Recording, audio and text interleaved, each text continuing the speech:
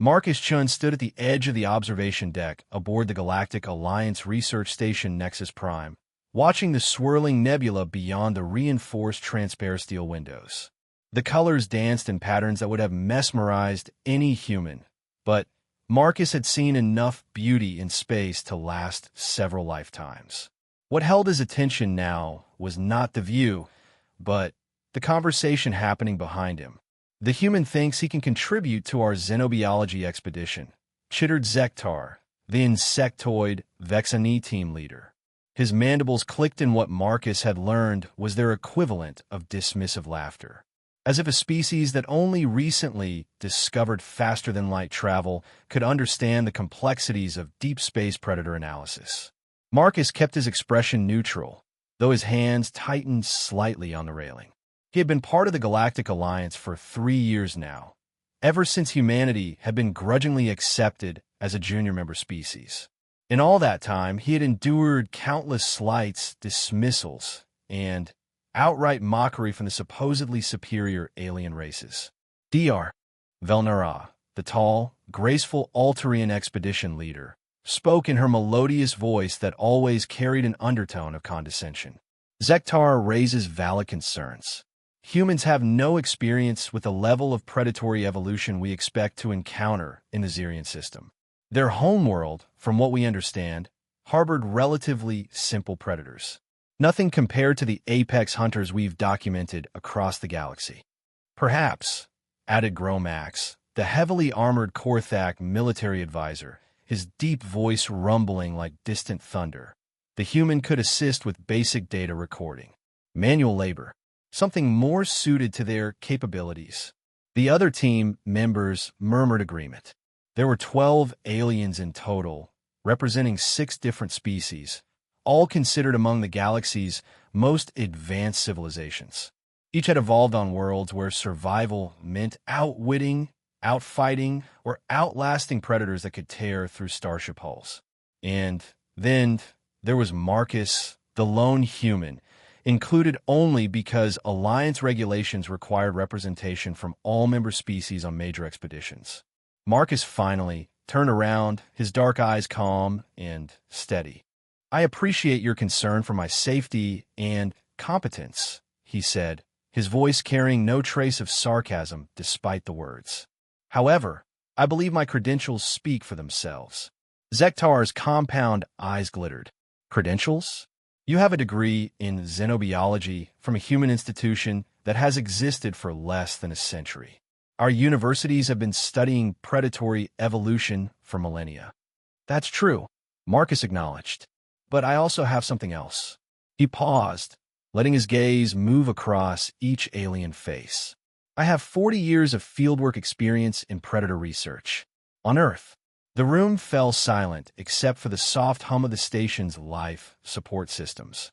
Several of the aliens exchanged what Marcus recognized as skeptical glances. Dr. Velnara tilted her elegant head. 40 years studying Earth predators? Forgive me, Dr. Chun, but our xenobiology databases indicate that Earth's most dangerous predators were made extinct by human expansion thousands of years ago. What could possibly have provided you with meaningful predator research experience?" Marcus smiled, and something in that expression made Gromax's hand instinctively move toward his weapon. "You're absolutely right that we eliminated the largest predators long ago. Sabertutcats, deer wolves, cave bears. But we didn't eliminate the most dangerous one." "And what predator was that?" Zektar asked, his mandibles clicking with what Marcus now recognized as nervous energy rather than amusement. "Humans," Marcus said simply. The silence stretched longer this time. Finally, Velnara spoke, her melodious voice carrying a note of confusion. "I'm afraid I don't understand, Dr. Chun. Humans are not predators. Your species evolved from omnivorous primates. You lack the natural weapons, the speed, the specialized hunting adaptations we see in true predators." Marcus walked over to the holographic display table at the center of the observation lounge. With a few gestures, he called up a 3-dimensional map of the galaxy, zooming in on a small section near the outer rim. "This is the Xerian system, where we're headed. 5 planets, two of which are believed to harbor the galaxy's most dangerous predators. According to your briefing files, no expedition has ever returned from the surface of Zirion Prime. Correct, Gromax rumbled. 17 expeditions over the past 2 centuries. All lost. The predators there are unlike anything else we've encountered. And yet, Marcus continued, manipulating the display to show Earth. My species conquered an entire planet filled with predators using nothing but our minds, our endurance, and our ability to work together. No natural weapons. No automat. No venom or claws. Zektar's mandibles clicked rapidly. That's different. Earth predators were primitive compared to what we face in deep space. Were they? Marcus asked. He changed the display to show various Earth animals. Let me tell you about some of Earth predators. The polar bear, capable of detecting prey from 20 miles away, strong enough to decapitate a human with a single swipe. Great white sharks, perfectly evolved killing machines that have remained unchanged for millions of years. Saltwater crocodiles, with bite forces that could crush starship hull plating. The aliens watched the images with growing interest, though Velnara maintained her skeptical expression. Impressive for a single world, perhaps, but hardly comparable to a Zirion Voidstalker or a Centauri Death Weaver. Marcus nodded. We didn't just adapt to environments. We changed them to suit us. Gromax leaned forward, his interest clearly piqued despite his earlier dismissiveness. You're suggesting that humans are somehow superior predators to species that have evolved natural weapons and defenses. I'm not suggesting it, Marcus replied. I'm stating it as fact, but not in the way you might think. See, every species here evolved to be the apex predator on their homeworld. Zektar's people developed their compound eyes and rapid reflexes to hunt flying prey in complex three-dimensional environments. Gromax's species evolved armor and strength to take down massive herbivores. Dr. Velnara's people developed enhanced cognitive abilities and telepathic coordination to hunt in packs. The named aliens nodded, clearly pleased with the recognition of their species' predatory heritage. But humans, Marcus continued, we evolved to hunt the hunters. We didn't become the apex predator by being stronger or faster or having better natural weapons. We became the apex predator by being better at thinking like predators. All predators. Tkari's scaled head tilted in a gesture Marcus recognized as deep thought. Elaborate on this concept of thinking like predators. Marcus smiled again, and this time several aliens shifted uncomfortably. Every predator has patterns. Hunting strategies, preferred prey, response to threats, territorial behaviors. Most predators are specialists. They're incredibly good at hunting specific types of prey in specific environments. But that specialization is also a weakness. He brought up a new image on the display. A human persistence hunter from ancient Earth. Humans developed what we call generalist predation.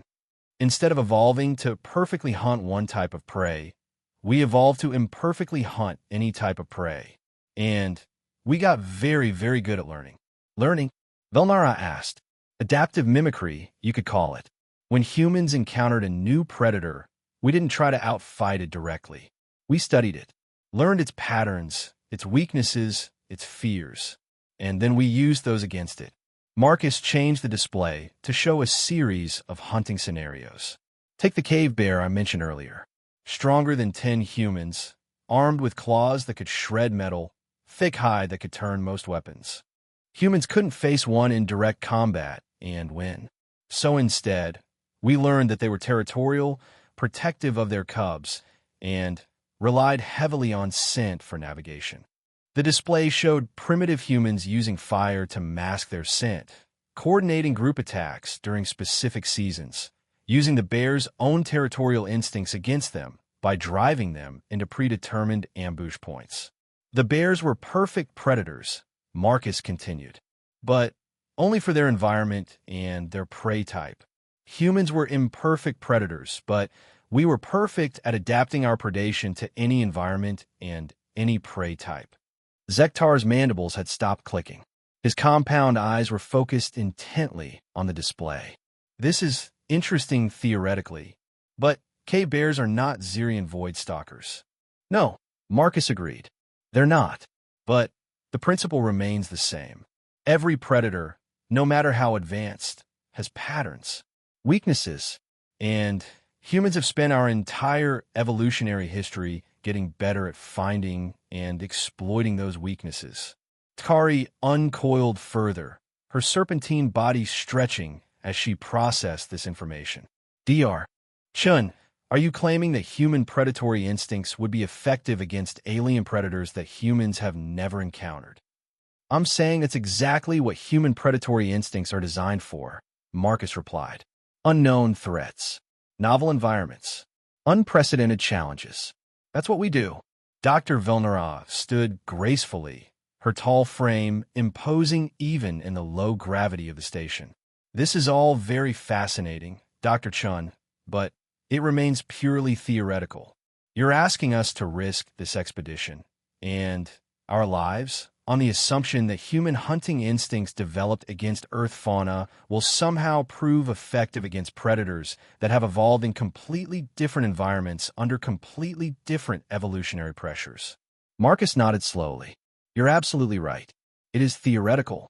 But let me ask you this. How have your previous approaches worked out? 17 expeditions, all lost. Each one using the best predatory instincts of your respective species. Each one applying thousands of years of hunting wisdom. Each one applying tactics that had proven successful across dozens of worlds. The room fell quiet again. The weight of those 17 failed expeditions hung heavy in the air. Perhaps, Marcus said softly, it's time to try something different. Gromax was the first to speak, his deep voice thoughtful. The human raises valid points. Our methods, while proven elsewhere, have consistently failed in the Xerian system. But to risk everything on an untested theory, Velnara began, is exactly what my species has been doing for 40,000 years, Marcus interrupted gently. Every time we encountered a new predator, a new environment, a new challenge, we risked everything on untested theories. And every time we adapted and survived. Tari hissed softly. A sound Marcus had learned indicated deep consideration. There is logic to this approach. Predatory behavior does follow patterns, regardless of species or evolution. If humans have indeed evolved superior pattern recognition and adaptive responses, then perhaps, Zektar said slowly, his mandibles clicking in what Marcus now recognized as reluctant respect, we should pay attention to what the human has learned. Dr. Velnara looked around the room, noting the changed expressions of her team members. Finally, she turned back to Marcus. Very well, Dr. Chun. You'll have your chance to prove these theories. But understand this. If your approach fails, it won't just be your life at risk. All of our lives depend on getting this right. Marcus met her gaze steadily. Dr. Velnara, with respect, your lives have been at risk since the moment you decided to enter the Xerian system. I'm not asking you to trust human theories. I'm asking you to trust human instincts that have been tested against every conceivable predator for hundreds of thousands of years. As the meeting dispersed and the alien team members began discussing logistics and preparations, Marcus returned to the observation deck. The nebula continued its ancient dance beyond the window, beautiful and deadly in equal measure. Soon, they would be traveling deeper into space than any human had ever gone, to face predators unlike anything Earth had ever produced. But as he stood there, Marcus felt a familiar sensation. The same feeling his ancestors must have experienced when they first saw the tracks of a cave bear or heard the roar of a saber-toothed cat in the distance. It was fear, yes, but it was also something else. Something that had driven humans to spread across an entire planet, to tame fire, to build tools, to develop language and cooperation, and all the other innovations that had transformed a relatively weak primate into the galaxy's newest member species. It was the feeling of the hunt beginning. And for the first time since joining the Galactic Alliance, Marcus felt like he was exactly where he belonged. The journey to the Xerian system took 18 standard days aboard the Alliance research vessel Concordia. During that time, Marcus found himself in an unusual position. Instead of being ignored or dismissed, he was being studied. The alien crew members had begun observing his behavior with the same intensity they usually reserved for dangerous specimens. Marcus didn't mind. He had spent decades being observed by various academic and military institutions, and he understood the value of establishing credibility through demonstration rather than declaration. What interested him more was observing them in return. Tkari was the most obvious in her scrutiny. The Slytherin psychologist had made no attempt to hide her fascination with what she called human predatory cognition. She coiled and uncoiled nervously whenever Marcus entered a room, her forked tongue flicking out to taste the air in a manner that reminded him of Earth's serpents testing for chemical signatures of prey. Dr. Chun, she had approached him on the third day.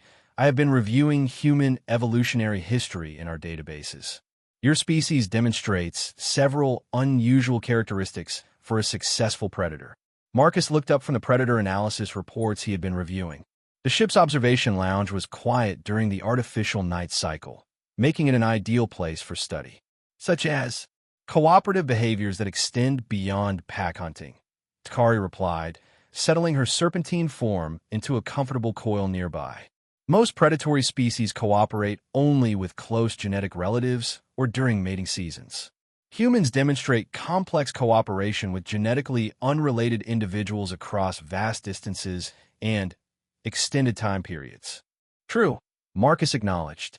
We call it civilization, but this is highly inefficient from a predatory perspective. Tkari continued, her head tilting in confusion. Resources shared with non-relatives reduce individual survival advantages. Yet humans have not only maintained this behavior, but expanded it across their entire species. Marcus smiled. That's because you're thinking of it as a predatory disadvantage rather than a predatory evolution. Human cooperation isn't despite our predatory nature. It's because of it. Before Tkari could respond, Gromax entered the lounge. The heavily armored Korthak had been spending considerable time in Marcus's vicinity since their conversation at Nexus Prime, though he made no effort to hide his skepticism. Human, Gromax rumbled, settling his massive frame into a reinforced chair. I have been considering your claims about predatory adaptation. My species evolved on Korthak Prime, where the primary threats were the bone crushers, pack hunters standing 3 meters tall with natural armor plating and electromagnetic pulse capabilities that could disable most technology. Marcus nodded, having read about the bone crushers in the ship's xenobiology database. They were impressive predators by any standard. We survived by developing thicker armor, greater strength, and weapons capable of penetrating their defenses, Gromax continued. Direct confrontation, superior firepower, overwhelming force. This is how predators defeat other predators. That's one way, Marcus agreed, and clearly effective given that your species survived and thrived. But tell me, Gromax, how did your species respond when you encountered predators that your armor and weapons couldn't handle? The Korthak warriors' 4 eyes narrowed. We developed better armor, stronger weapons, and if that wasn't enough, Gromax paused, clearly uncomfortable with the direction of the question. We avoided those predators, established territories in regions where they were not present. Exactly, Marcus said gently. You adapted by avoiding threats you couldn't overcome directly. That's a form of predatory adaptation too, choosing when and where to hunt based on survivability. Tkari's tongue flicked out rapidly. You are suggesting that human cooperation serves a similar function? Avoiding threats that individuals cannot handle alone. Partly, Marcus replied, but more than that. Human cooperation allows us to take on threats that no individual could survive, but it also allows us to learn from encounters that would normally be fatal. He stood and moved to the lounge's holographic display, calling up a 3-dimensional representation of various predator encounters. When a Korthak warrior faces a bone crusher and loses, that warrior dies, and their knowledge dies with them. When a human faces a superior predator and loses, other humans can observe, learn from the failure, and develop countermeasures. The display showed a series of historical human hunting scenarios, each building on the lessons learned from previous encounters. But, more importantly, Marcus continued, human cooperation means that when we encounter a new predator, we're not just drawing on one individual's instincts and experience. We're drawing on the cumulative predatory wisdom of our entire species. Gromax leaned forward, his interest clearly engaged despite his skepticism. You're claiming that human pack hunting is more sophisticated than other species' pack hunting. I'm claiming that human pack hunting evolved beyond hunting, Marcus replied. We develop what you might call metapredation, the ability to hunt concepts, ideas, and solutions rather than just physical prey. Before either alien could respond, the ship's communication system activated. Dr. Velnara's melodious voice filled the lounge. All expedition members report to the main briefing room. We have reached the outer boundary of the Xerian system. As they made their way through the ship's corridors, Marcus noticed the change in atmosphere. The casual confidence that had characterized the alien crew members during the journey had been replaced by something more focused, more alert. He recognized the behavioral shift. It was the same heightened awareness that human hunters developed when entering territory known to contain dangerous predators. The main briefing room was larger than the observation lounge, with a massive central holographic display capable of showing detailed three-dimensional environments. As the expedition members filed in, the display was already active, showing the Xerian system in real time. 5 planets orbited the system's binary stars, but only 2 held the team's interest.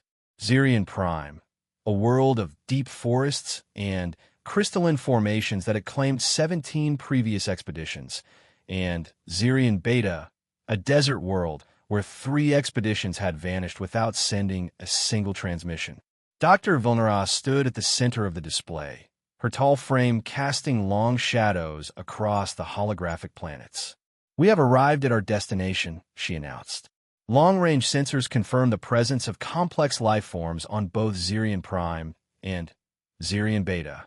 However, as expected, the specific nature of these life forms remains unclear due to the electromagnetic interference generated by the binary star system. Zektar's mandibles clicked nervously. And the fate of the previous expeditions? Any new data? None, Velnara replied grimly. The last transmission from Expedition 17 was received 43 days ago, at which point they had established a base camp on Xerian Prime and were beginning preliminary predator surveys. After that, complete silence. The room fell quiet as the implications settled in.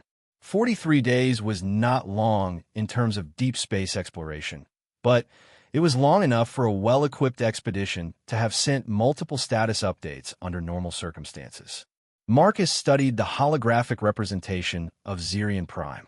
The planet's surface was a mix of dense forests and unusual crystalline formations that seemed to pulse with their own internal light. The interference patterns suggested some form of electromagnetic activity, possibly biological in origin. Dr. Velnara, Marcus said, have any of the previous expeditions attempted to establish communication with the predators rather than simply studying them? The question drew surprised looks from several team members. Gromax's deep laugh rumbled through the room. Communicate with predators?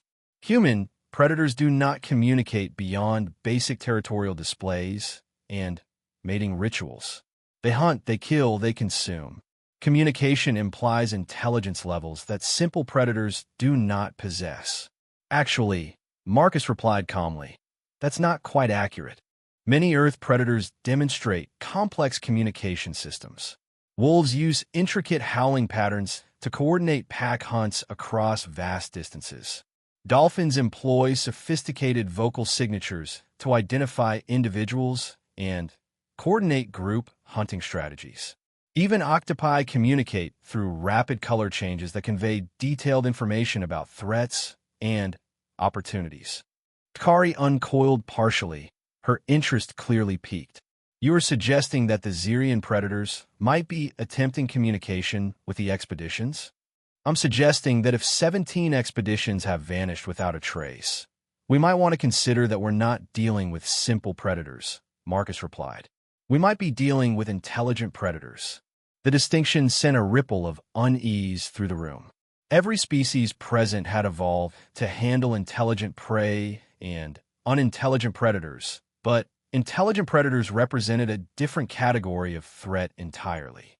Dr. Velnara's expression became thoughtful. Elaborate on this distinction, Dr. Chun. Marcus manipulated the holographic display to show comparative behavioral patterns. Unintelligent predators are driven by instinct. They follow predictable patterns based on hunger, territory, and reproduction. You can study their behavior, identify their hunting strategies, and develop countermeasures based on those patterns. The display showed various examples of successful predator management from different worlds. But intelligent predators are different, Marcus continued. They can recognize that they're being studied.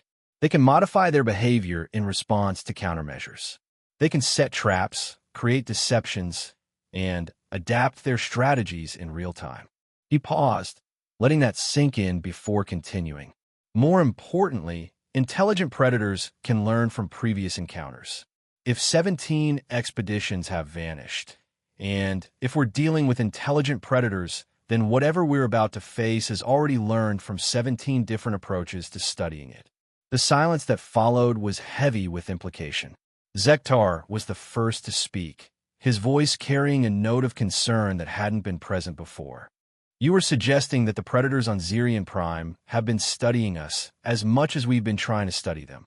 I'm suggesting that if I'm right about intelligent predators, then we're not walking into a hunting ground, Marcus replied.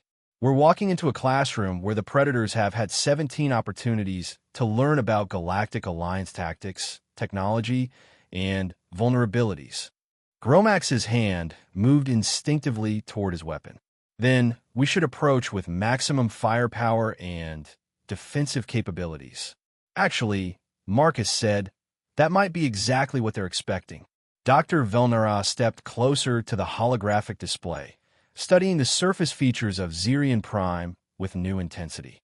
Dr. Chun, if your hypothesis is correct, how would you recommend we proceed? Marcus was quiet for a long moment, studying the planet below. When he spoke, his voice carried the same calm certainty that had characterized his earlier explanations. We do what humans have always done when facing intelligent predators. We try to think like them. And how? Kari asked, her serpentine form coiled with tension. Does one think like an unknown intelligent predator? Marcus smiled, and once again, several aliens found themselves unconsciously stepping back. The same way we've always done it. We start by acknowledging that we're not the hunters in this scenario. We're the prey. The admission sent shock waves through the room. Every species present had evolved to see themselves as apex predators, and the concept of voluntarily accepting a prey role was fundamentally alien to their nature. You cannot be serious, Gromax rumbled. We have superior technology, coordination, and firepower. To approach his prey would be honest, Marcus finished, and possibly our only advantage. He manipulated the display to show the distribution of the 17 previous expeditions' landing sites. Look at the pattern. Every expedition landed with the assumption that they were the dominant force on the planet. They established fortified base camps, deployed defensive perimeters, and approached the local predators as subjects to be studied and cataloged. The pattern was clear once pointed out. Each expedition had followed similar protocols, establishing similar defensive positions, following similar research methodologies. They all approached Zirian Prime as hunters studying prey. Marcus continued. And they all disappeared. But what if the predators we're about to encounter are intelligent enough to have learned to exploit that approach? Kari's tongue flicked out rapidly as she processed the implications. You are suggesting that the predators have learned to hunt hunters. I'm suggesting that if we want to survive this expedition, we need to accept that we might not be the apex predators in this situation, Marcus replied. And once we accept that, we can start thinking about how to survive as prey until we understand what we're really dealing with. Dr. Volnara was silent for a long time, studying the holographic planet below. Finally, she spoke. Dr. Chen, assuming your hypothesis is correct, what specific changes would you recommend to our mission protocols? Marcus looked around the room, noting the mix of skepticism, fear, and grudging respect on the alien faces. First, we assume we're being watched from the moment we enter the atmosphere. Second, we assume that standard Alliance protocols have been compromised by previous expedition failures. Third, we approach any contact as a potential communication attempt rather than a simple predatory encounter. He paused, then added, and fourth, we remember that the most dangerous predators are often the ones that don't look like predators at all. As the briefing concluded and the team began preparing for planetary descent, Marcus found himself alone with the holographic display. The image of Zirian Prime rotated slowly, its crystalline formations pulsing with that strange internal light. For the first time since accepting this assignment, Marcus felt a familiar emotion stirring in his chest. It wasn't fear, though fear was certainly present. It wasn't excitement, though he did feel the anticipation of a new challenge. It was respect. The same respect his ancestors must have felt when they first encountered predators that could think, plan, and adapt as well as they could. The respect of one intelligent hunter for another. Whatever was waiting for them on Zirian Prime, Marcus realized it had earned that respect 17 times over. Now it was time to see if human predatory instincts could rise to meet a challenge unlike anything they had ever faced before. The descent to Zirian Prime was unlike anything Marcus had experienced in 40 years of field research. As their shuttle seeker broke through the planet's atmosphere, the electromagnetic interference that had plagued long-range sensors intensified dramatically. Static filled their communications, instruments flickered unpredictably, and the normally reliable navigation systems struggled to maintain accurate readings. Interference is stronger than expected, reported Kexran, the Vexani pilot whose compound eyes and multiple limbs made him ideally suited for complex flight operations. I'm having difficulty maintaining stable descent vectors. Through the viewport, Zirian Prime revealed itself in stunning detail. The crystalline formations that had shown as simple geometric shapes from orbit were revealed to be massive, organic-looking structures that pulsed with bioluminescent patterns. They rose from the forest floor like impossible towers, some reaching heights that scraped the lower atmosphere. Those formations, Kari hissed, her serpentine form coiled tightly in her safety harness. They are not geological. The patterns suggest biological origin, but the scale is unprecedented, Dr. Volnerov finished, her melodious voice tinged with awe and concern. Nothing in our databases suggests the existence of organisms capable of creating structures on this scale. Marcus studied the formations through the viewport, his mind racing through possibilities.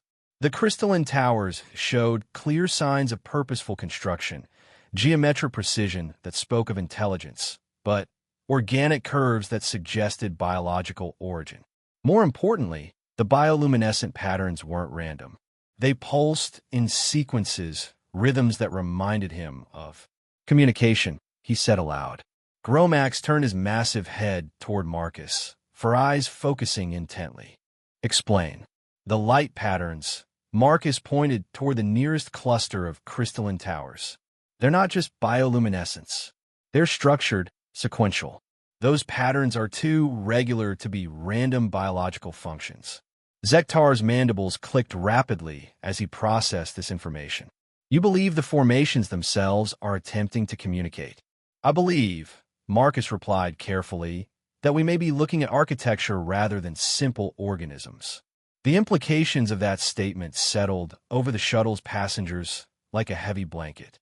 Architecture implied civilization, and civilization implied intelligence on a scale that none of them had anticipated. Dr. Velnara activated the shuttle's recording systems, documenting the light patterns for later analysis. Kexran, find us a landing site away from the major formations. Dr. Chen's recommendations about avoiding standard protocols may prove prophetic. As they descended deeper into the planet's atmosphere, the true scale of Xerion Prime's ecosystem became apparent.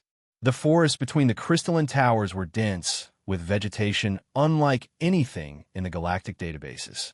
Trees that seemed to shift and move even when there was no wind.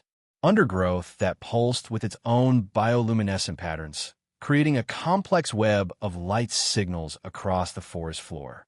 By the ancestors, Gromax rumbled, his deep voice carrying a note of uncharacteristic uncertainty. This entire planet appears to be aware. Marcus nodded grimly. And if it's aware, it's been watching us since we entered orbit. The shuttle finally touched down in a clearing approximately 10 kilometers from the nearest crystalline formation. As the engines wound down and the exterior atmosphere readings stabilized, the team began their final equipment checks. Marcus had insisted on several modifications to their standard protocols. Instead of establishing a fortified base camp immediately, they would set up a minimal shelter and focus on observation rather than active research. Instead of deploying standard Alliance sensor arrays that might be detected, they would rely on passive observation techniques that Marcus had developed for studying dangerous Earth predators. I still believe this approach is overly cautious, Gromax stated as he checked his weapon systems. We have superior technology and firepower. If we encounter hostile life forms, we should be prepared to respond with overwhelming force. Gromax, Marcus said gently. If 17 previous expeditions with similar technology and firepower have all disappeared, perhaps overwhelming force isn't the answer. Tkari uncoiled from her restraints, her serpentine form moving with fluid grace. Dr. Chun, your approach assumes that the predators on this world are intelligent enough to have learned from previous encounters. But what if they're simply so overwhelming in their capabilities that technology cannot compensate? That's possible, Marcus acknowledged. But either way, our best chance of survival is to understand what we're dealing with before we reveal our full capabilities. As the team prepared to disembark, Marcus noticed something that made him pause. The bioluminescent patterns in the nearby forest had changed. What had been random, organic-looking pulses during their descent were now showing clear signs of synchronization. Dr. Volnara, he called out, look at the forest patterns. They've changed since we landed. The expedition leader moved to the viewport, her keen eyes immediately picking up the shift in the light displays. You're right. The patterns are more coordinated. Coordinated how? Zektar asked, his compound eyes reflecting the shifting lights outside. Marcus watched the patterns for several more minutes, his mind working through the implications. It's like a wave spreading outward from our landing site. Information being passed through the forest. Information about what? Kari asked. Marcus met her serpentine gaze steadily. About us. The first few hours on Xerion Prime were deceptively peaceful. The team established a minimal camp using portable shelters that could be quickly dismantled if necessary. Marcus had insisted on keeping their technological footprint as small as possible, avoiding the large sensor arrays and defensive systems that previous expeditions had deployed. Instead, they relied on basic observation techniques. Marcus demonstrated methods he had learned from studying Earth predators, reading subtle environmental signs, identifying territorial markers, recognizing the difference between natural and artificial disturbances. This vegetation pattern, he explained to the team, pointing to a section of undergrowth near their camp, it's been deliberately arranged. See how the larger plants form a natural corridor? That's not accidental. Something has been shaping this environment. Gromax examined the area with his military training, his four eyes scanning for potential threats. If something has been modifying the terrain, where are the tracks? The physical evidence of construction. Marcus knelt down, examining the forest floor more closely. That's what's interesting. There are no tracks because I don't think whatever did this needed to move through the forest to change it. He pointed to subtle signs that the others had missed, plants that showed signs of guided growth rather than natural development, soil patterns that suggested controlled nutrient distribution, fungal networks that seemed to follow geometric patterns rather than organic ones.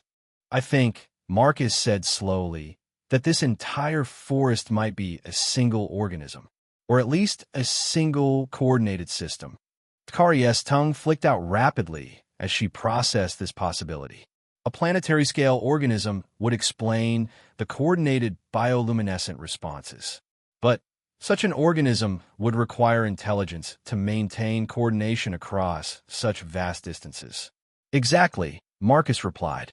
And if that's the case, then we're not just being watched by predators. We're standing inside the predator. As if responding to his words, the bioluminescent patterns in the surrounding forest shifted again. This time, the change was unmistakable, a wave of light moving through the trees, converging on their location from all directions. Defensive positions, Gromax commanded automatically, his weapon powering up. Wait, Marcus said firmly. If I'm right about this being communication rather than aggression, hostile actions on our part could provoke exactly the kind of response that previous expeditions encountered. And if you're wrong? Volnara asked. Marcus smiled grimly. Then, we'll find out very quickly. But if 17 expeditions have tried the aggressive approach and failed, maybe it's time to try something different. The lights in the forest continued to converge, growing brighter and more coordinated. Soon, the entire clearing was illuminated by complex patterns of bioluminescence that seemed to pulse in rhythm with some vast, invisible heartbeat. And then something emerged from the treeline. Marcus had studied predators for 4 decades, but nothing had prepared him for what stepped into their camp. It was roughly humanoid in shape, but composed entirely of the same crystalline material that formed the massive towers they had observed from orbit. Its surface pulsed with the same bioluminescent patterns, but on a smaller, more intricate scale. By all the gods, Zektar whispered, his mandibles clicking in rapid sequence. The creature, for lack of a better term, stood approximately 3 meters tall, its crystalline body refracting the forest's bioluminescent displays into complex prismatic patterns. It moved with fluid grace, each step causing ripples of light to flow across its surface. But what struck Marcus most profoundly was not its alien appearance, but its behavior. It approached slowly, deliberately, with none of the predatory stalking behavior he would have expected. Instead, its movement suggested curiosity, caution, and something that looked remarkably like respect. "Nobody move," Marcus said quietly. "I think it's trying to communicate."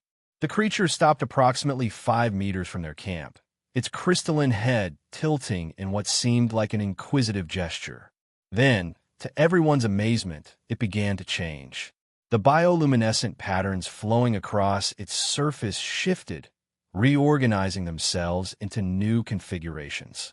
Marcus watched in fascination as the patterns seemed to cycle through different variations, as if the creature was testing different approaches to communication. "It's learning," Tari hissed in amazement. "It's trying different communication protocols." "Not just learning," Marcus corrected, his voice filled with growing excitement and apprehension. "It's adapting in real time. This is what happened to the previous expeditions. They encountered something intelligent enough to modify its communication attempts based on their responses." The creature seemed to notice Marcus's words, its crystalline head turning toward him. The bioluminescent patterns on its surface shifted again, this time displaying what looked remarkably like the mathematical progressions that the Alliance used for first contact protocols. "It knows our communication standards," Volnara breathed. "How is that possible?" Marcus felt a chill run down his spine as the implications became clear. "Because it learned them from 17 previous expeditions." The creature stepped closer, its movements still deliberate and non-threatening. As it approached, Marcus could see more details of its construction. It wasn't simply crystalline. It was complex, with internal structures that pulsed with their own patterns of light. It was beautiful, alien, and utterly unlike anything in the galactic databases. But what truly amazed Marcus was what happened next. The creature raised what might have been considered its hand, and the bioluminescent patterns on its palm formed clear, recognizable symbols. Alliance standard mathematical notation. Basic chemical formulas. and then impossibly written language from several different Alliance member species. It's showing us that it understands our systems, Marcus said quietly. It's demonstrating its knowledge of our culture, our language, our science. Knowledge gained from previous expeditions, Gromax added grimly. His weapon still powered, but no longer aimed at the creature. The creature seemed to notice Gromax's defensive posture. Its bioluminescent patterns shifted again, this time displaying something that made everyone in the camp freeze. Images. Clear, detailed holographic images projected from its crystalline surface. Images of the previous 17 expeditions. Marcus watched in fascination and growing dread as the creature showed them brief scenes from each failed mission. Alliance teams setting up fortified camps. Teams deploying weapons and defensive systems. Teams attempting to capture and study specimens. And in every case, the images showed the same thing. The expeditions simply vanishing. Not attacked, not destroyed, just gone. Where are they? Kari asked, her voice barely above a whisper. The creature turned toward her, its bioluminescent patterns shifting to display new images. But these weren't scenes of destruction or death. Instead, they showed the missing expedition members in what appear to be living spaces, crystalline chambers filled with Alliance equipment and technology. They were alive. They're not dead, Marcus realized. They're being held. But why? The creature's patterns shifted again, this time displaying what appeared to be a question. Mathematical symbols arranged in a way that clearly indicated inquiry rather than statement. Marcus stared at the display, his mind racing through the implications. It's asking us something. It wants to know something about us that it couldn't learn from the previous expeditions. What could it want to know that 17 expeditions couldn't provide? Dr. Velnara asked. Marcus studied the creature's bioluminescent display, noting the subtle variations in the patterns. And then suddenly he understood. It's not interested in our technology or our science, he said slowly. It's interested in our intentions. The creature's patterns brightened, the display shifting to show more complex arrangements of symbols. Marcus recognized some of them. Concepts related to cooperation, mutual understanding, peaceful coexistence. The previous expeditions all came here with the assumption that they were studying primitive predators. Marcus continued, his voice gaining confidence as the pattern became clear. They approached this world as scientists studying specimens. But what if this planet's inhabitants are as intelligent as we are? What if they've been trying to establish diplomatic contact, and every expedition that arrives treats them like animals to be cataloged? The creature stepped closer, its bioluminescent patterns now cycling through what Marcus recognized as affirmation signals. You're saying, Gromax said slowly, that the predators of Zirian Prime are actually diplomats? Marcus looked around at his team, noting the mix of amazement and uncertainty on their faces. I'm saying that maybe the most dangerous predator on Zirian Prime is the assumption that we're dealing with predators at all. The creature extended what appeared to be its hand toward Marcus, its crystalline palm displaying a simple image. Two figures, one clearly representing the Alliance team, the other representing the crystalline beings, standing together in what appeared to be peaceful communication. An invitation, an offer of contact between equals rather than the relationship between researcher and subject that had characterized all previous expeditions. Marcus looked at his teammates, seeing the weight of decision in their expressions. 17 expeditions had disappeared because they had approached this world with the wrong assumptions. Now, they had a chance to try a different approach. But accepting that invitation would mean abandoning everything they thought they knew about predators, intelligence, and first contact protocols. It would mean trusting their lives to beings whose capabilities and intentions remained largely unknown. Dr. Chun, Dr. Velnara said quietly, the decision is yours. Your insights brought us to this point. How do you recommend we proceed? Marcus looked at the creature standing before them, its crystalline form beautiful and alien and utterly unlike anything in his 4 decades of experience. But In its posture, its careful movements, its patient attempts at communication, he recognized something familiar. Intelligence, curiosity, and, perhaps most importantly, respect. The same respect that his ancestors had learned to show when encountering other intelligent hunters in unknown territory. Marcus stepped forward and slowly extended his own hand toward the creature's crystalline palm. The moment Marcus's hand touched the crystalline palm of the creature, the world transformed around him. Light exploded through his consciousness, not painful, but overwhelming in its complexity. Information flooded his mind in patterns that his human brain struggled to process, yet somehow understood on a level deeper than conscious thought. Images, concepts, emotions, and knowledge cascaded through his awareness like a river of pure communication.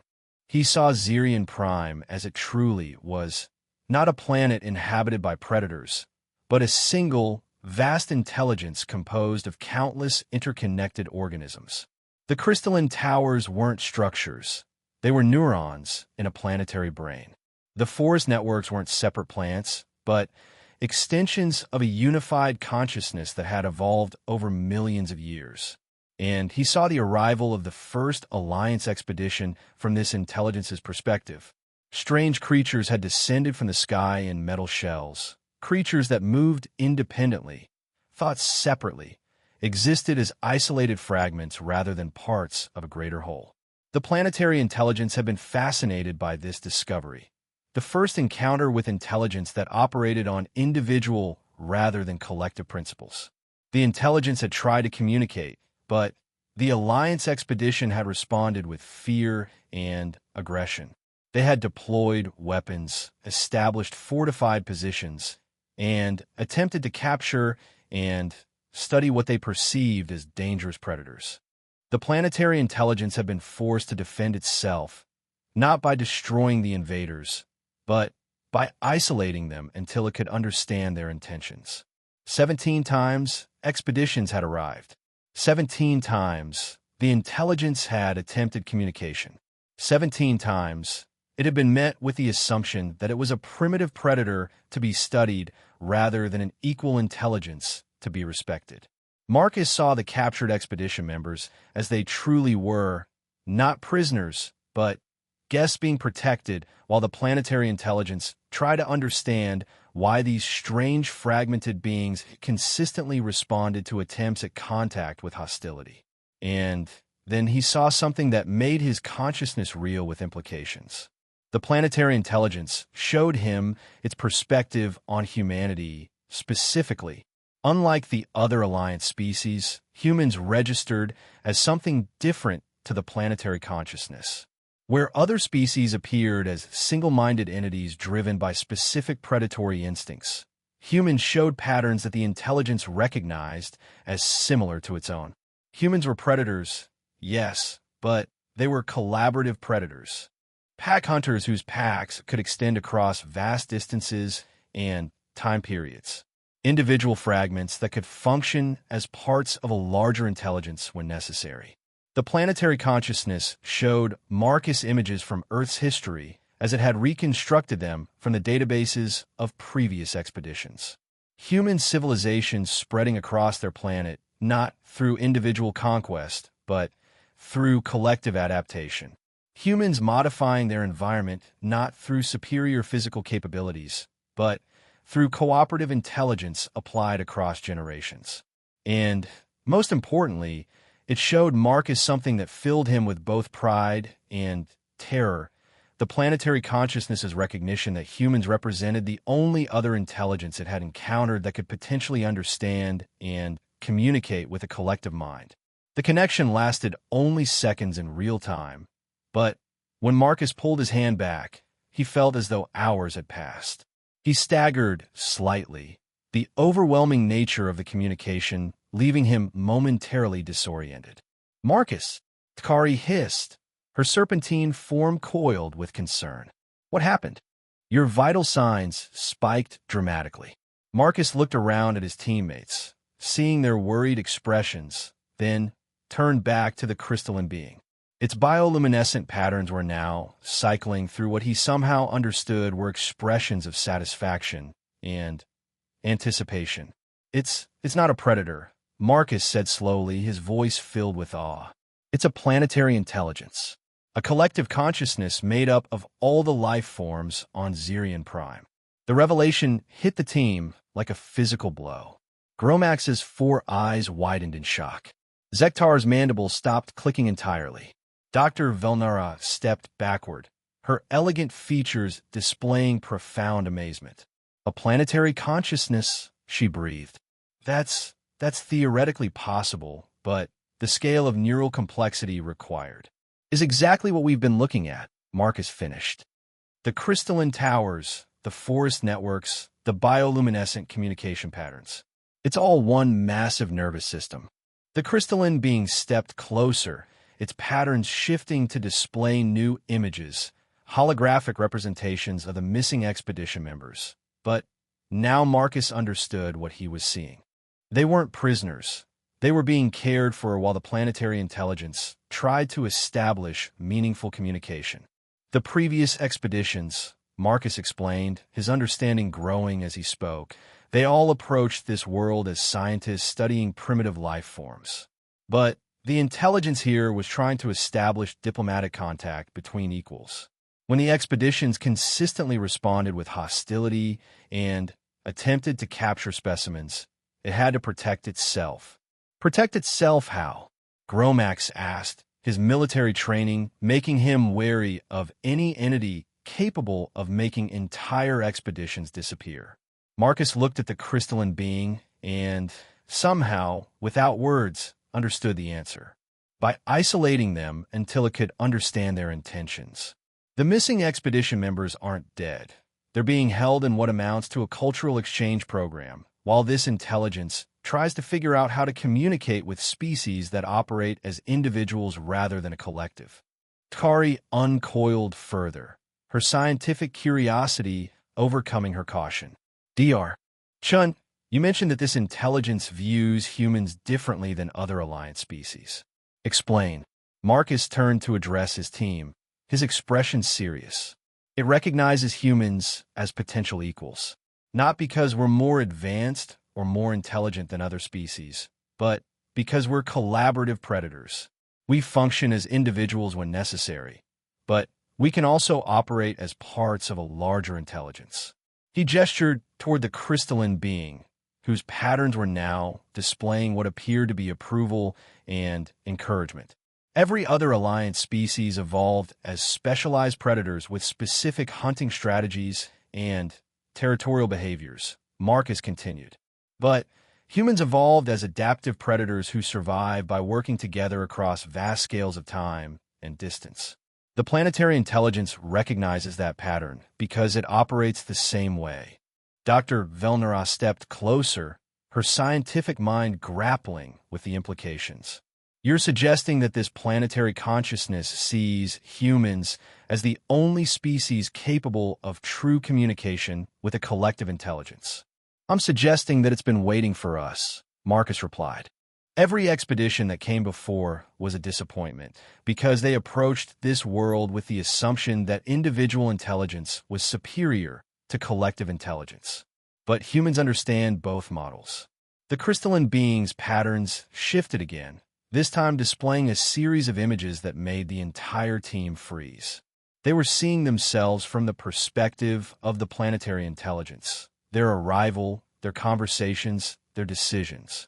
But what struck Marcus most powerfully was how accurately the intelligence had assessed each team member's nature. It showed Gromax as a warrior protector whose aggression stemmed from protective instincts rather than predatory hunger. It showed Tari as a pattern seeker whose serpentine nature aligned with the intelligence's own preference for indirect approaches to problems.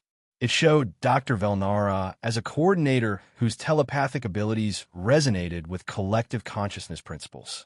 And it showed Marcus as something that made his heart race with recognition, a bridge between individual and collective intelligence. A human predator whose 40 years of studying predatory behavior had prepared him to recognize and communicate with a predatory intelligence on a planetary scale. It's been analyzing us since we arrived, Marcus realized, not as specimens to be studied, but as potential partners to be understood. Partners in what? Gromax asked.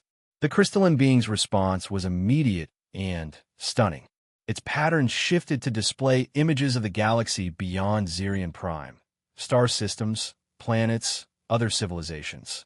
But the images showed something that chilled Marcus to the bone. Other collective intelligences, planetary consciousnesses that operated on scales that dwarfed individual civilizations. And among them, predatory collective intelligences that viewed individual-based civilizations as resources to be consumed. "Oh gods," Dr. Velnara whispered, understanding the implications immediately. It's showing us a threat that individual civilizations can't perceive because we lack the scale of awareness to recognize it. Marcus nodded grimly. The planetary intelligence here isn't just trying to communicate with us. It's trying to warn us. There are collective predators out there that treat entire civilizations the way individual predators treat prey. The crystalline being's patterns confirmed this interpretation, displaying more detailed images of what appeared to be entire star systems being systematically consumed by intelligences that operated on collective scales. And the only defense against collective predators, Marcus continued, his voice filled with growing urgency, is collective cooperation between species that can understand both individual and collective intelligence principles. Kari's tongue flicked out rapidly as she processed the implications. The intelligence here has been trying to establish an alliance, not just with the expeditions, but with the Galactic Alliance itself. But previous expeditions couldn't understand the offer because they approached as individual predators studying primitive prey, Marcus said. They couldn't conceive of intelligence that operated on this scale.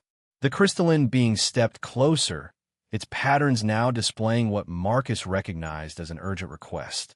Images of the Alliance member worlds, overlaid with threat assessments that showed them as vulnerable to collective predatory intelligences. But there were also images of potential Alliance civilizations working together with planetary intelligences like the one on Zirion Prime, creating a defensive network capable of recognizing and responding to threats that operated on galactic scales. It's offering an alliance, Marcus said, not just with humanity, but with all Alliance species. But it needs us to serve as intermediaries because we're the only species it has encountered that can understand both individual and collective intelligence models. Dr. Vulneral looked around at her team, the weight of galactic implications settling over them. Dr. Chun, if this intelligence is correct about the threat level, then this first contact represents far more than a scientific discovery. It could determine the survival of individual civilization as we know it. Marcus nodded. And that's exactly what human predatory instincts evolved to handle. Survival challenges that required cooperation between different hunting strategies and intelligence types. The crystalline being's patterns shifted again, this time displaying what appeared to be a question directed specifically at Marcus. He understood without words that it was asking whether humanity was prepared to accept the role of intermediary between individual and collective intelligences. It was asking whether humans were ready to prove themselves as the bridge between two fundamentally different models of consciousness and survival. Marcus looked at his teammates, seeing the mix of fear, excitement, and determination in their expressions. Then he looked at the crystalline being, whose alien form contained an intelligence that spanned an entire planet and potentially held the key to galactic survival. The previous expeditions failed because they couldn't recognize intelligence that didn't look like their own, Marcus said. They saw predators where they should have seen diplomats. They saw threats where they should have seen opportunities for cooperation. He stepped closer to the crystalline being, his mind racing with the implications of what he was about to commit to. But humans evolved to recognize that the most dangerous predators are often the ones that don't look like predators at all, Marcus continued. We learned to identify intelligence in forms that didn't match our expectations. We learned to cooperate with entities that operated differently than we did. The crystalline being's patterns brightened, displaying what Marcus now understood was anticipation and hope. The question isn't whether we can communicate with a planetary intelligence, Marcus said, his voice gaining confidence. The question is whether we're ready to evolve our understanding of what intelligence and cooperation can look like on a galactic scale. He extended his hand toward the crystalline being again, this time not for communication, but for agreement. On behalf of humanity and the Galactic Alliance, Marcus said formally, I accept your offer of alliance and cooperation in the face of threats that individual civilizations cannot handle alone. The moment their contact was established, Marcus felt the vast intelligence of Xerion Prime reaching out beyond the planet, sending signals into deep space that would carry news of this alliance to other collective intelligences across the galaxy. For the first time in his 40 years of studying predators, Marcus realized that he had finally encountered a predator that was actually a protector, an intelligence so vast and powerful that it hunted threats to civilization itself. And humanity, with their unique ability to understand and cooperate with intelligence in any form, had just become partners with the ultimate apex predator in the galaxy. 6 months after first contact with the Xerion Prime collective intelligence, Marcus stood in the newly constructed Alliance Xerion Cooperative Research Station, watching as representatives from across the galaxy worked together in ways that would have been impossible to imagine just a year earlier. The station itself was a marvel of hybrid engineering, Alliance technology seamlessly integrated with crystalline structures grown by the Xerion intelligence. The result was a facility that functioned as both an individual workspace for Alliance members and a neural extension for the planetary consciousness. Dr. Vilnara approached Marcus at his observation post, her elegant features showing a mixture of satisfaction and continuing amazement. The integration proceeds beyond our most optimistic projections, she reported. The Xerion intelligence has already shared defensive protocols with 17 Alliance worlds, and early warning networks are being established throughout the Outer Rim territories. Marcus nodded, studying the holographic displays that showed Alliance fleets coordinating with collective intelligences across 3 star systems. Any word from the rescue missions? All 17 previous expeditions have been successfully recovered, Velnara replied. The expedition members are undergoing extensive debriefing, but initial reports confirm your assessment. They were never prisoners. They were guests being protected while the Xerion intelligence attempted to establish meaningful communication. Through the observation window, Marcus could see Gromax working alongside what appeared to be a mobile extension of a Xerion intelligence, a smaller crystalline construct that served as a direct interface between the planetary consciousness and individual Alliance members. The massive Korthak warrior was teaching the construct about Alliance military tactics while learning about collective defense strategies that operated on scales previously unimaginable. Gromax has adapted remarkably well to cooperative protocols, Marcus observed, as has Kari, Velnara added, gesturing toward another section of the station where the Serpentine psychologist was engaged in what appeared to be a complex communication session with multiple Xerion constructs. Her pattern recognition abilities have proven invaluable for establishing communication protocols between individual and collective consciousness models. Marcus smiled, remembering the early days of the Alliance when many team members had struggled to adjust their thinking from individual-based to collective-based paradigms. And Zektar has become our primary liaison for insectoid species integration, Velnara replied. His natural understanding of hive mind principles has made him invaluable for bringing other collective species into the Alliance. The sound of approaching footsteps drew their attention. Admiral Threxkar, the Alliance's military commander, approached with his usual purposeful stride. The distinguished Alterian officer had initially been skeptical of the alliance with Xerion Prime, but recent intelligence about galactic-scale threats had made him one of its strongest supporters. Dr. Chun, the Admiral said, his formal tone carrying unusual warmth, I wanted to personally thank you for your insights during the recent Centauri system crisis. Marcus turned to face the Admiral, curious about this unexpected recognition. "I'm not sure I understand, Admiral." "The collective intelligence warning about Centauri Prime," Threxcar explained. "Without your recommendation to treat the situation as a collective predation event rather than a natural disaster, we would have lost 3 entire worlds." The Centauri crisis had indeed been a revelation. What Alliance sensors had initially identified as unusual stellar activity had actually been the approach of a collective predatory intelligence, exactly the kind of galactic-scale threat that the Xerian intelligence had warned them about. Traditional Alliance response protocols would have involved individual fleet actions and planetary evacuations. But Marcus had recognized the patterns from his communications with Xerian Prime and had recommended a collective defense strategy coordinated across multiple star systems. The result had been the first successful defense against a collective predator in recorded galactic history. The success was due to cooperation between Alliance tactical flexibility and collective intelligence coordination. Marcus replied modestly. No individual species could have achieved that outcome alone. "Which brings me to the reason for this visit," Admiral Threxcar continued. "The Alliance Council has requested that you accept a new position, Director of Collective Intelligence Relations." Marcus felt a surge of surprise and responsibility. The position would make him the primary liaison between the Alliance and the growing network of collective intelligences that had begun establishing contact following the Xerian Prime Alliance. "Admiral, I'm honored, but I'm not sure I'm qualified to represent the Alliance in such a significant capacity." Dr. Velnara stepped closer, her expression serious.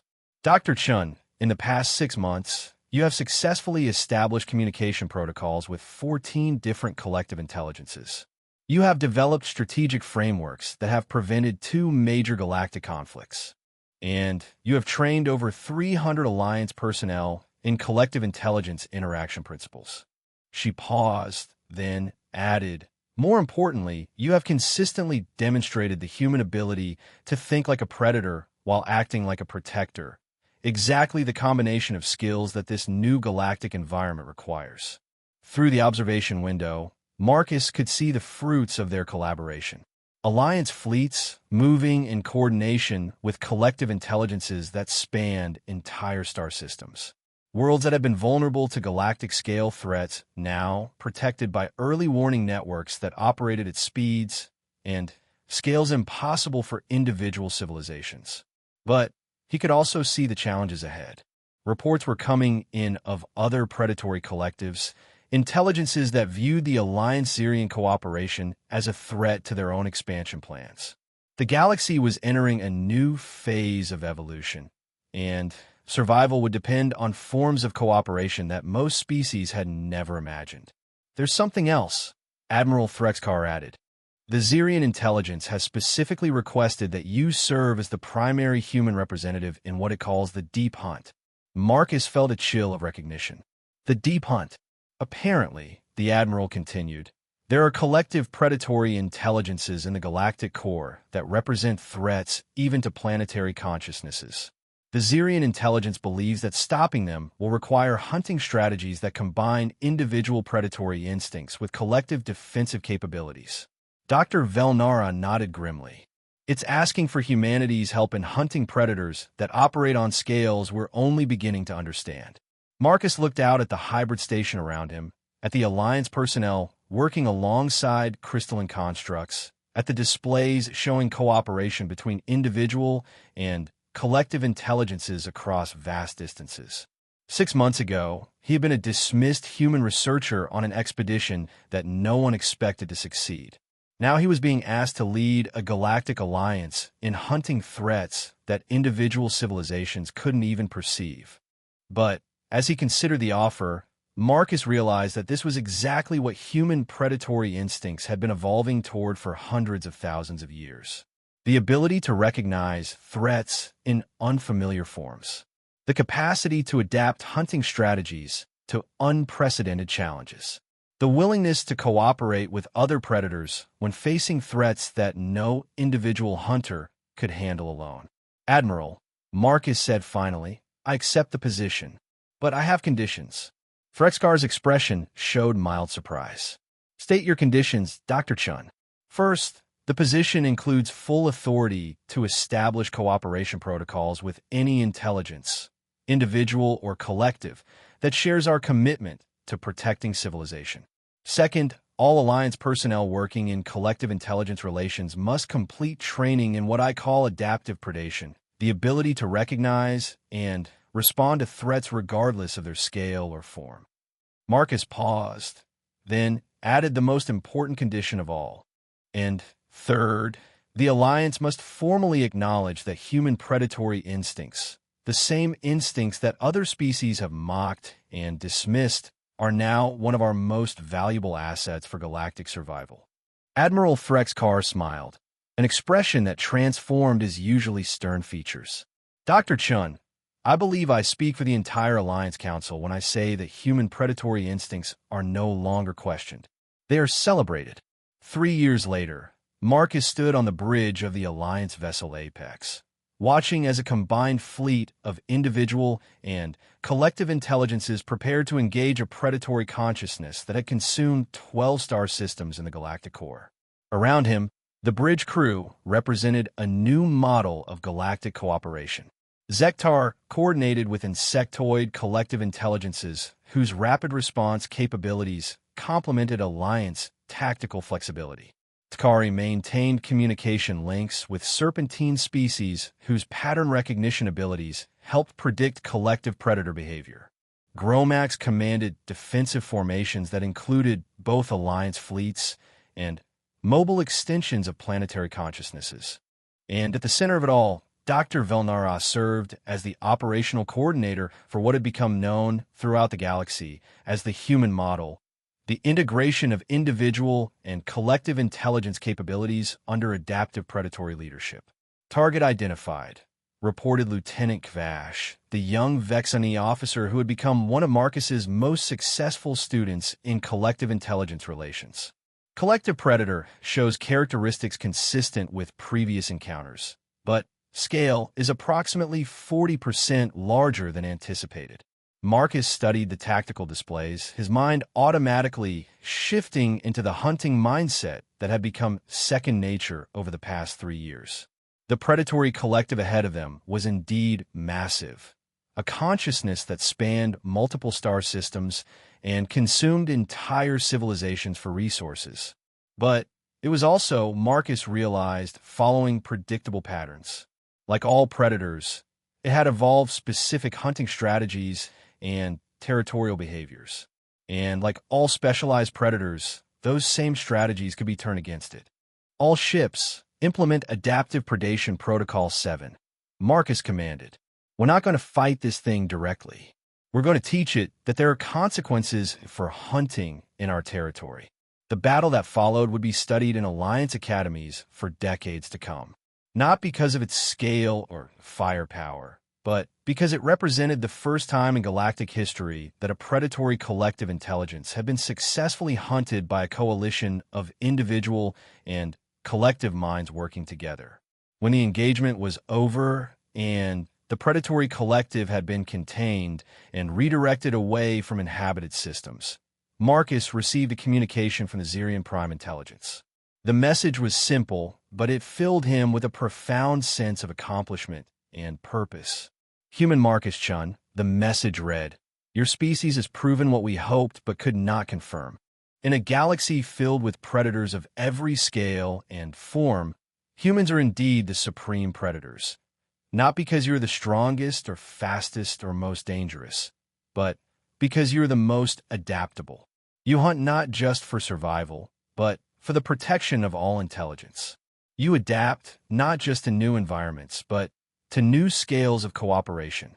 You recognize predatory behavior not just in familiar forms, but in configurations that other species cannot perceive. Most importantly, you have transformed the very concept of predation from a force of destruction into a tool of protection. In doing so, you have become the apex predators of apex predators." Marcus smiled as he finished reading the message. Around him, the crew of the Apex was already preparing for their next mission. Reports of collective predatory activity in the Outer Rim that would require the unique combination of human adaptive instincts and galactic cooperative capabilities. For 40 years, Marcus had studied predators. For the past 3 years, he had learned to think like a predator on galactic scales. But only now did he fully understand what it meant to be human in a galaxy full of intelligence. Humans weren't the strongest predators or the fastest or the most heavily armed. They were the predators that other predators came to when they needed help hunting something bigger than themselves. They were the predators that turned hunting into protection, competition into cooperation, and survival into the defense of civilization itself. They were, in every sense that mattered, the supreme predators of a galaxy that finally understood what that truly meant.